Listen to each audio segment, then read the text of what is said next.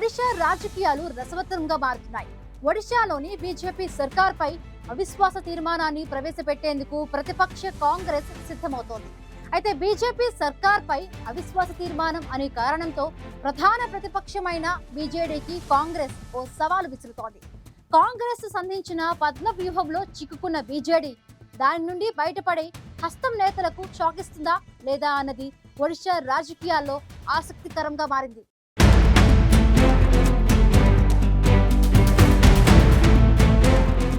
ఒడిశా రాజకీయాలు మరోసారి ఆసక్తికరంగా మారుతున్నాయి. ప్రభుత్వ వైఫల్యాలను ఎండగట్టేందుకు ప్రతిపక్షాలు ప్రయత్నించడం సర్వసాధారణమే.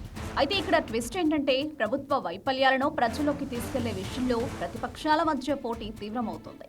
సాధారణంగా అధికార పార్టీని ఇరుకున పెట్టేందుకు ప్రతిపక్షాలు కలిసి పోరాటం చేస్తాయి. కానీ ఇక్కడ మాత్రం ప్రజల్లో విశ్వసనీయతను పెంచుకునే క్రమంలో ప్రతిపక్షాలు పరస్పరం పోటీ పడుతున్నాయి.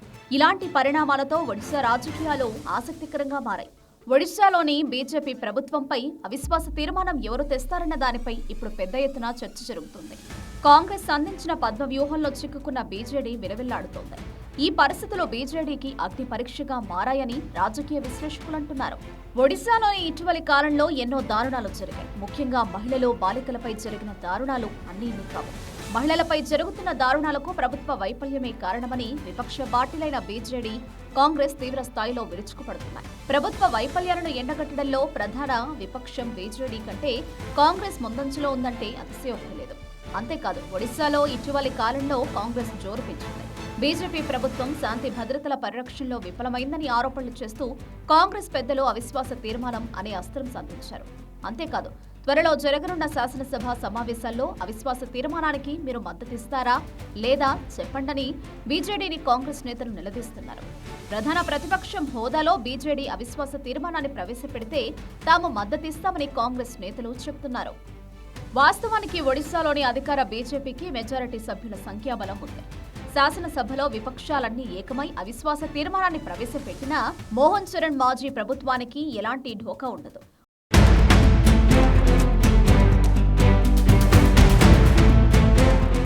ఒడిశా అసెంబ్లీలో మొత్తం ఎమ్మెల్యేల సంఖ్య 147 కాగా బీజేపీకి 78, ప్రధాన ప్రతిపక్షం బీజేడీకి 51 మంది సభ్యులున్నారు.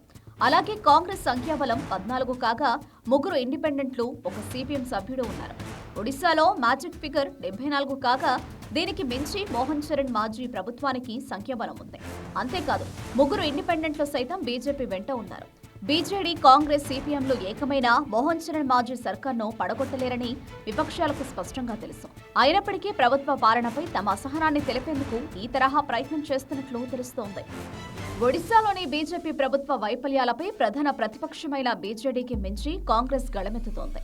నారీ రక్షణ అంశంపై సభ వెలుపల ఉద్యమించిన కాంగ్రెస్ ఇకిప్పుడు సభ లోపల గళమెత్తాలనే ఎత్తుగడలో ఉంది. శాసనసభలో ప్రవేశపెట్టిన అవిశ్వాసంపై ఓడినా దేనికి బదులుగా జరిగే చర్చల్లో ప్రభుత్వ వైఫల్యాలను ఎండగట్టేందుకు అవకాశం ఉంటుంది. అలాగే కాంగ్రెస్ వేసే ఎత్తుగడలోకి బీజేడీని లాగుతోంది. కాంగ్రెస్ ఈ తరహా ప్రయత్నం వెనుక బలమైన కారణం ఉంది. తాము బీజేపీ, కాంగ్రెస్లకు సమదూరం పాటిస్తున్నామని చెబుతున్న బీజేడీ అధినేత నవీన్ పట్నాయక్ కేంద్రంలో ఎన్టీఏ ప్రభుత్వానికి లోపాయికారి మద్దతిస్తున్నారని ఇదివరకటి ఘటనలో రుజువు చేశారు. దీంతో బీజేపీలు ఒక్కటేనని, 2 పార్టీల మధ్య బంధం ఉందని పునరుద్ఘాటిస్తున్న కాంగ్రెస్ పార్టీ నేతలు ఈ విషయాన్ని అవిశ్వాస తీర్మానం ద్వారా రుజువు చేయాలన్న ఎత్తుగడలో ఉన్నట్లు తెలుస్తోంది. విపక్షాలు అవిశ్వాస తీర్మానం ప్రవేశపెడితే బీజేపీ సర్కార్ అందులో నెగ్గుతుందా లేక ఓడుతుందా అన్న విషయం పక్కన పెడితే బీజేడీ నిజస్వరూపం బయటపడుతుందనేది కాంగ్రెస్ వ్యూహం. ప్రస్తుతం ప్రధాన ప్రతిపక్షంగా ఉన్న బీజేడీ దాని బాధ్యతను సక్రమంగా నెరవేరుస్తుందా లేదా అన్నది తేటతెల్లం చేయాలని కాంగ్రెస్ భావిస్తోంది. తాము ప్రవేశపెట్టి అవిశ్వాసానికి మద్దతిస్తే బీజేడీ తన ప్రతిపక్ష పాత్ర పోషిస్తుందని, ఒకవేళ ఇవ్వని పక్షంలో బీజేపీలు ఒక్కటేనని తేలిపోతుందని కాంగ్రెస్ నేతలు భావిస్తున్నారు. అందుకే ప్రభుత్వంపై అవిశ్వాస తీర్మానం బీజేడీ తెచ్చినా తమకు అభ్యంతరం లేదని, తాము కూడా అవిశ్వాసానికి మద్దతిస్తామని కాంగ్రెస్ చెబుతోంది. మొత్తంగా కాంగ్రెస్ కు సంబంధించిన పద్మ వ్యూహంలో బీజేడీ చిక్కుకుందనే చర్చ ఒడిశా రాజకీయాల్లో జోరుగా నడుస్తోంది. బీజేడీ అసలు రంగును బట్టబయలు చేయాలని కాంగ్రెస్ వేసిన ప్లాన్ వర్కౌట్ అవుతుందా లేదా అన్నది నవీన్ పట్నాయక్ నిర్ణయంపైనే ఆధారపడి ఉంది.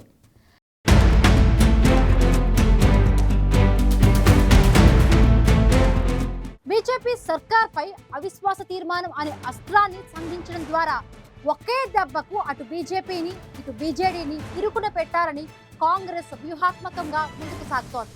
కాంగ్రెస్ పద్మ వ్యూహంలో బీజేడీ చిక్కుకుంటుందా లేక తనదైన ప్రణాళికతో ప్రధాన ప్రతిపక్ష పాత్రను పోషిస్తుందా అన్నది చూడాలి.